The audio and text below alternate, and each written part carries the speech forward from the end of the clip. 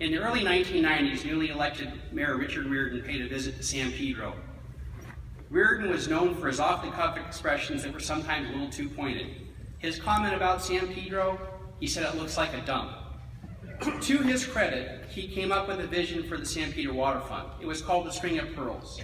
It was a nice idea, but there was very little of any implementation.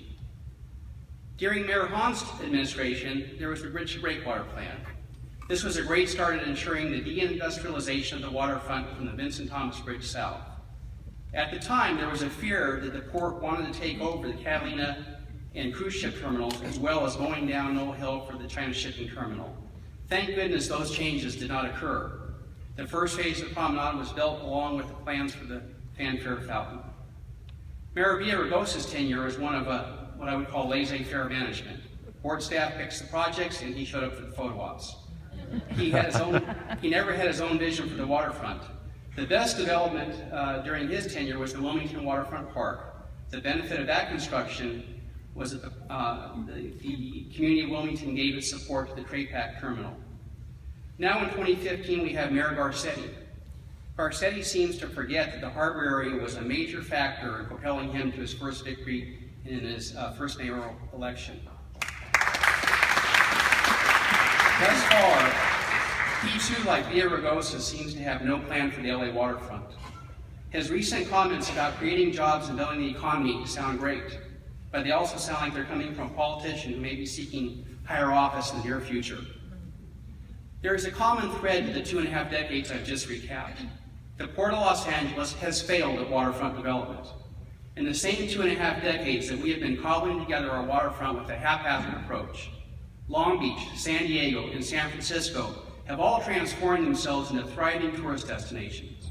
Long Beach did not ask developers to pay for their initial infrastructure. They built Shoreline Drive and their boardwalk. It took some time, but private development has since found a home on their waterfront. I reflect back on a time when I worked for Councilwoman Janice Hahn. A development team from C.B. Richard Ellis came to visit the council office. They stated that they had some great ideas for the waterfront, but they could not get an appointment to share these ideas with the port. After several requests, port staff gave them a 45-minute meeting. There was not a welcoming ear to hear their ideas. Eventually, they faded away. These folks were the true professionals that understand retail development.